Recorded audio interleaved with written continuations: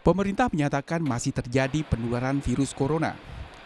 Hingga hari ini terjadi penambahan kasus baru COVID-19, sehingga totalnya berjumlah 4.839 kasus.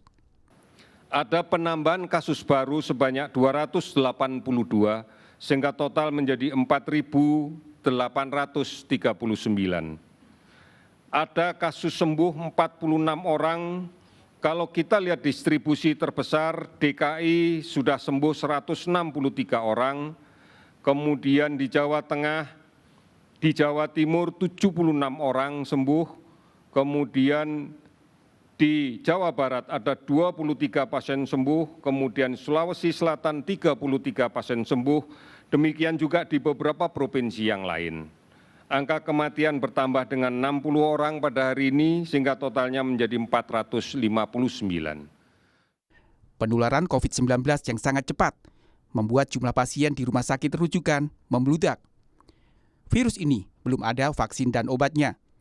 Para dokter pun kemudian menggunakan obat-obat tertentu untuk meredam keganasan corona. Ya, jadi kan memang karena semua obat ini bukanlah obat yang spesifik, tapi secara empiris dipakai oleh banyak negara dan kita juga memakainya.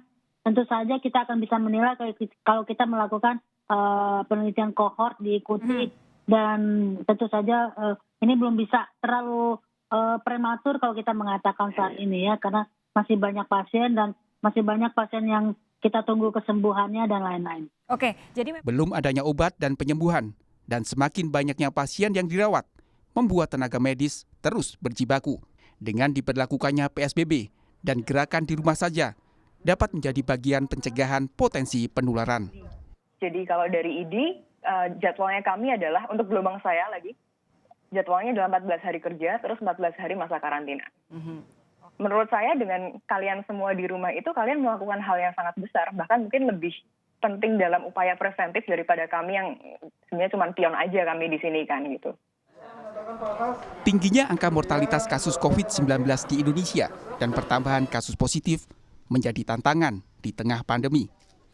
Semua pihak wajib menjaga dan mencegah penularan agar tidak semakin meluas. Tim Liputan Kompas TV. Saudara, berdasarkan data jumlah positif corona yang mencapai 4.839 dan 459 pasien yang meninggal, maka angka kematian di kasus corona Indonesia adalah 9,49%. Dari dunia, angka kematian corona di Indonesia hanya berada di bawah Perancis, Italia, dan juga Spanyol. Bagaimana meredam tingginya persentase kematian akibat corona di Indonesia? Kita akan bahasnya bersama Guru Besar Fakultas Kedokteran Universitas Erlangga, Profesor Djoko Santoso melalui sambungan Zoom. Selamat malam, Prof. Djoko. Selamat malam, Iya. Mas Iman. Prof. Djoko, juga Anda mencermati apa yang terjadi di Indonesia, meskipun angka positif corona dibandingkan negara-negara lain di dunia kita masih di bawah, tapi tingkat kematian, persentase kematian kita sangat tinggi. Apa yang terjadi, Prof? Ya, jadi bicara tentang hal itu, kita tidak bisa lepas dari raw material atau sumbernya. Jadi sumbernya dalam kaitan ini dari suatu populasi kita. Kalau kita datang ke rumah sakit terlambat, jelas itu merupakan kontribusi besar untuk kematiannya yang pertama. Oke. Kemudian yang kedua, fasilitas yang ada di dalam rumah sakit. Dalam kaitan ini, kalau jumlahnya sedikit tidak masalah. Tapi kalau itu simultan mendadak, itu rasanya juga akan mempengaruhi angka mortalitas. Jadi dalam kaitan ini ada dua hal. Yang di dalam dirinya yang sakit itu sendiri, beserta raw material sumber dari masyarakatnya, maupun dari faktor luar, dalam kaitan ini sampai sejauh mana pertolongannya, sampai sejauh mana komorbid yang dimiliki oleh penderita. Itu. Jadi faktor yang mana sesungguhnya, Prof? Ini penanganannya yang harus dipercepat atau memang penyakit penyerta pada pasien yang memang banyak di Indonesia? Ya, jadi ini tidak bisa memandang sebelah, jadi komprehensif. Artinya di dalam dirinya itu harus segera ditolong ketika para tim medis itu datang, dan juga itu tentunya harus di-backup dengan tim paramedis yang sangat andal. Namun juga di sisi raw material preventif yang ada di komunitas ini juga harus diperkuat. Oleh karena ketika ini peak-nya ini sungguh terjadi seperti, tapi kami mengharap jangan sampai di Amerika, di Italia, itu kalau tinggi jelas itu tidak berdaya tim medisnya. Apalagi virus ini suka kepada usia di atas 60 tahun sama orang-orang yang rentan, termasuk orang yang penyakit kronis, terutama diabetes tidak terdiagnosis baik, gagal ginjal, kemudian penyakit autoimun, itu pasti biasanya itu kalah. Nah, kondisi yang begini ini juga harus diwaspadai agar jangan sampai tertular dari orang-orang yang merasa sehat tapi ada virus. Prof, apakah ini kemudian membuka mata bahwa sesungguhnya penyakit penyerta di Indonesia, warga Indonesia banyak menderita penyakit-penyakit degeneratif, penyakit penyerta yang berbahaya untuk corona, diabetes, ginjal, jantung, paru-paru misalnya. Apakah benar itu? Tidak salah Mas Aiman, tapi juga kami perlu menambahkan juga ada sisa dari penyakit menular yang belum terselesaikan dengan baik, contohnya tuberkulosis, contohnya adalah penyakit malaria. Bahkan kondisi malnutrisi kronis pun itu lebih dari 10%. Apalagi kalau kita kaitkan dengan generasi-generasi usia 15 sampai 25 tahun itu juga pernah mengalami fase stunting. Jadi kondisi-kondisi ini perlu diwaspadai agar bisa meminimalisir kejadian fatalitas. Saya pernah membaca sebuah artikel kesehatan, kalau tidak salah Anda yang menuliskan pada waktu itu terkait dengan badai sitokin.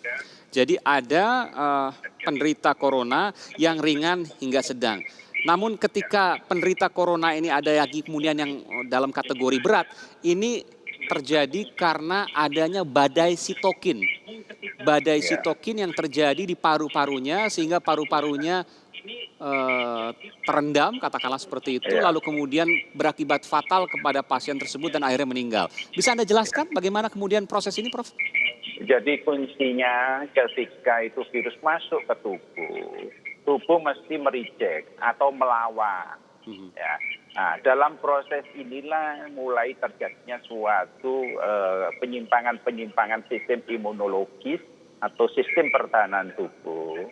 Ketika kapasitas sistem pertahanan tubuh itu tidak kuat, misal pada orang usia 60 tahun, pada orang dengan gagal ginjal, pada diabetes segala macam itu yang sangat rentan, maka virus itu sangat dominan membajak suatu fungsi yang ada di biologi tubuh kita. Artinya ketika kita membajak, maka yang diutamakan dalam proses kehidupan itu adalah virusnya sendiri. Sedangkan yang hostnya atau inangnya itu dikalahkan karena kepiawian dari sistem dalam virusnya COVID itu sendiri. Nah sekarang bagaimana munculnya sitokin badai tersebut? Sitokin itu bahasa awamnya adalah suatu zat kimia yang dikeluarkan oleh sel tubuh, sel darah putih utamanya. Nah, itu dikeluarkan itu demikian banyaknya karena tergoda oleh suatu taktik perangnya dari virus. Nah, ketika itu jumlahnya demikian banyak, kita ibaratkan semacam asam sulfat. Kalau tersiram di muka kulit, maka kulitnya akan lecet. Demikian juga sitokin yang di dalam darah, di dalam jaringan demikian banyak, pasti akan melukai dirinya sendiri. Jadi seperti bunuh diri, senjata makan tuannya sendiri. Itu yang namanya badai sitokin yang dibelokkan oleh virus yang canggih. Lalu di mana orang bisa terjadi badai sitokin yang bisa berakibat fatal, di mana orang yang tidak terjadi badai sitokin tadi? Iya, ketika kapasitas sistem imunnya sangat kuat, dan mampu membaca musuh dalam ini adalah virus, maka sitokinnya itu terkendali, tidak over. Nah, tapi ketika kapasitas ini tidak dimiliki, maka kehilangan pengendalian, sehingga menjadi suatu uncontrol. Itu intinya di situ. Oh, jadi imun itu sesungguhnya bukan dalam tanda kutip ya memperbanyak tentara-tentara kemudian untuk di tubuh, tetapi kemudian dia bisa mengidentifikasi mana yang harus dibunuh, mana yang tidak. Virus. Ya. Jadi sistem itu pada intinya adalah untuk melindungi tubuhnya sendiri, tubuhnya manusia sendiri. Tapi pada titik tertentu kebujuk atau ketipu.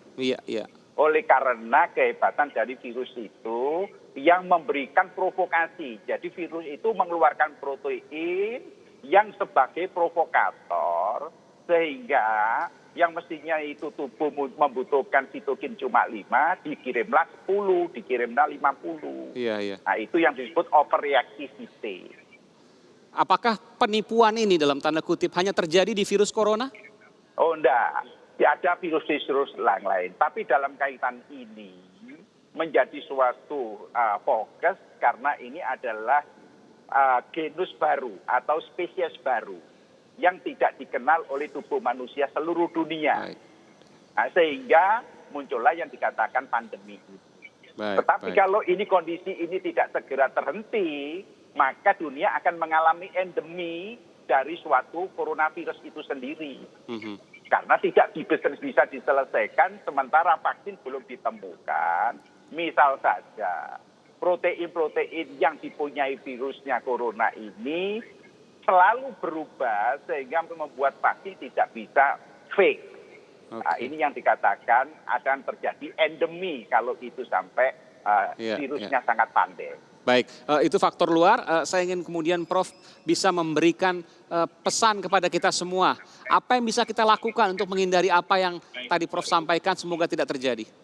Ya, jadi begini, di dalam pandemi ini kita tidak bisa mundur.